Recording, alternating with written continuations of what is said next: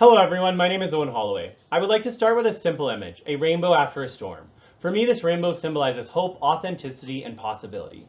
My journey through a Master of Education has felt like chasing that rainbow, navigating through storms of doubt, experiencing moments of clarity, and discovering what I now consider my pot of gold, a calling to lead with pride and purpose.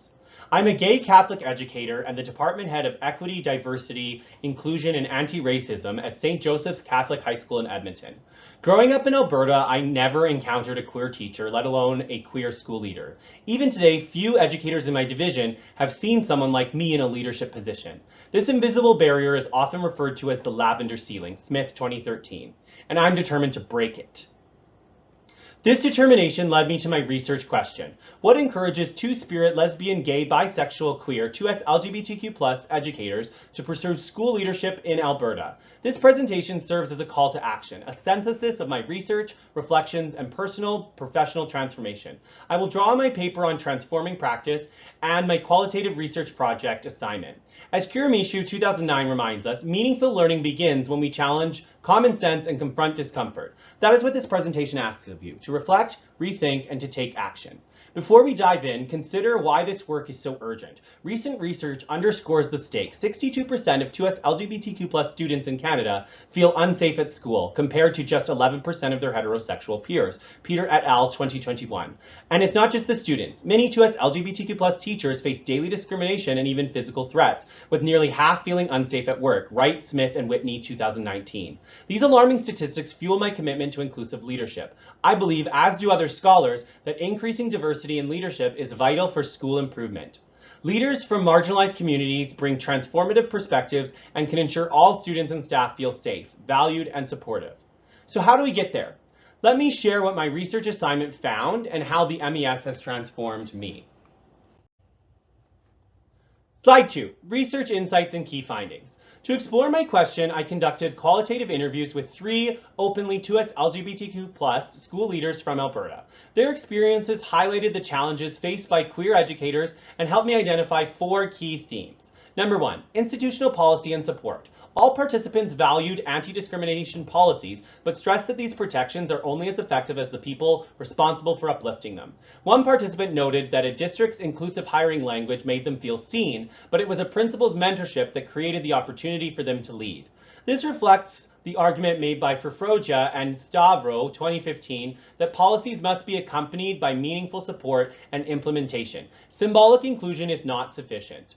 Number 2, visibility and advocacy in leadership. My participants described a concept they referred to as calculated visibility. They had to carefully consider when, where, and with whom to disclose their identity. This aligns with Tompkins et al. 2019, who describe it as an outness gradient. The reality is that being open about one's identity in school still carries risk. According to Wright et al., nearly half of 2S LGBTQ+ educators report feeling unsafe at work. Nevertheless, all 3 participants expressed being visible, despite these risks, as a powerful form of advocacy. As one participant stated, you can't be what you can't see. 3, systemic barriers to leadership. The existence of a lavender ceiling is a significant barrier. One participant was explicitly told by district leadership that they were not a safe hire. Another faced continuous doubts about their leadership abilities, doubts that their cisgendered heterosexual peers undoubtedly did not encounter. This is not merely anecdotal. 4, mentorship and representation and support.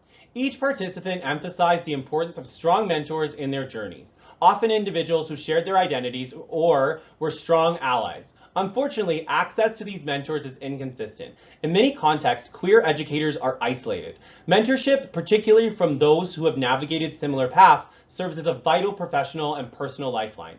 As Crippen and Willows 2019 argue, servant leadership and mentorship are crucial in cultivating ethical and empathetic leaders. Slide 3, reflective transformation, discovering my pot of gold. Throughout this journey, I've experienced personal transformation. Using the metaphor of a rainbow, I would like to share 4 powerful colors I discovered along the way. Red, embracing inclusive and authentic leadership. At the beginning of this program, I often sought permission to be visible, to lead, and to speak with authority. Today, I no longer ask for permission. I lead with authenticity and conviction. My graduate work has confirmed that inclusive leadership is not optional, it's essential. Orange, evolving instructional practice and mentorship. I've always mentored others, from student teachers, educational assistants, and colleagues. However, I now approach mentorship with a stronger focus on equity and identity. I view mentorship as a tool for liberation rather than just instruction. I recognize that it is a critical means of dismantling barriers for marginalized educators. Yellow, cultivating servant leadership and empathy. As I studied servant leadership, I began to reflect on how I prioritized the needs of students and staff. This has evolved not only advocating for others, but also creating supportive structures, especially for those who, like me, have sometimes felt out of place. Green, finding my confidence and academic voice. Graduate school has taught me that my story holds power. I once doubted my academic abilities, feeling as though I did not belong in scholarly spaces. Now I voice my experience backed by both research and personal narrative. My voice is shaped by scholarship and strengthened by truth. This mini rainbow, red, orange, yellow, green, though incomplete, as my journey is not done, represents my pot of gold. It signals more than just survival, but transformation. I've come to realize that my role is more than just navigating this system, but transforming and changing it. Calls to action. Let's begin with the first 3 calls to action. These arise from both research and lived experience, aimed at moving beyond reflection to intentional disruption and transformation. Number 1, embed inclusion in policy and practice. Make inclusion a lived reality, not merely a page in a binder or a checkbox on a hiring form. Participants in my research project highlighted that while districts may have anti-discrimination policies, these often feel disconnected from daily practices. We must bridge the gap. This requires consistent enforcement of inclusive policies, evaluation of their impact, and integration into school improvement planning. Leaders should model inclusive language in practice rather than waiting for a crisis to occur. As outlined in the Alberta Education's 2023 Leadership Quality Standard, leaders are responsible for creating welcoming, caring, respectful, and safe learning environments. This is only achievable if inclusion is actively and systematically pursued. Ask yourself, where does this policy exist? Is it just a document, or does it influence our daily decisions? 2, shatter the lavender ceiling, promote equitable leadership. The second call is to dismantle the lavender ceiling, the invisible barrier that prevents 2S LGBTQ+ educators from obtaining leadership roles. Participants in my research reported experiences of being overlooked, having to make adjustments to their mannerisms or apparel, or being subjected to harsher scrutiny than their straight colleagues. The message was clear. You can be openly queer, but not in leadership positions. We must challenge this narrative by training hiring committees on bias and identity, actively recruiting queer candidates into leadership pipelines like the program studied by Lee 2020 in the UK, and rewriting job descriptions to signal inclusion. Additionally, we need to question assumptions that neutrality equates professionalism. Often neutrality reinforces the status quo, which excludes marginalized identities. Smith, 2013. Leadership must reflect the full spectrum of our communities, not just the dominant culture. 3, foster visible role models and allies. Representation is powerful. Every participant in my research assignment emphasized the importance of seeing even just one queer leader who modeled authenticity. They also expressed the pain of having to be the only one. Districts should take more steps to elevate and celebrate queer leaders, including storytelling and visibility campaigns, establishing affinity groups for queer educators, encouraging out leaders to mentor and support others. Allies must be more than passive supporters. True allyship involves risk, advocacy, and disruption of harmful norms. As Tompkins et al. 2019 explain, queer educators often assess their safety based on the visible actions of allies. When queer leaders are visible and uplifted, it fosters a sense of belonging for both staff and students. Number 4, build cultures of authenticity and safety. Culture eats policy for breakfast. Even the most inclusive policies can fail in environments dominated by fear, silence, or conformity.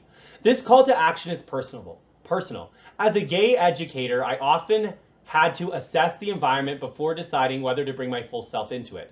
This constant calculation is exhausting and unnecessary in spaces that generally affirm identity. School leaders must cultivate cultures where authenticity is modeled by leadership, staff feel empowered to share their identities, and discrimination is addressed proactively rather than reactively. For Foja and Stavro, 2015 remind us that culture must be co-created. It's not about achieving perfection. It's about committing to openness, feedback, and repair. Inclusion isn't an event, it's a climate. 5, empower through mentorship and networking. This call is straightforward. No one climbs alone. All 3 of my participants emphasized mentorship as a crucial form of support, but they also highlighted the difficulty in finding mentors who shared their identities or genuinely understood their challenges. We need to establish structured pathways for 2S LGBTQ+ mentorship, which could include district-sponsored mentorship program for marginalized staff, peer networks and support groups, and possibly cross-district collaboration to build on broader communities of support. Mentorship should not be left to chance. As Crippen and Willows explained, servant leadership requires intentional investment in others, including queer educators who are still navigating their path to leadership.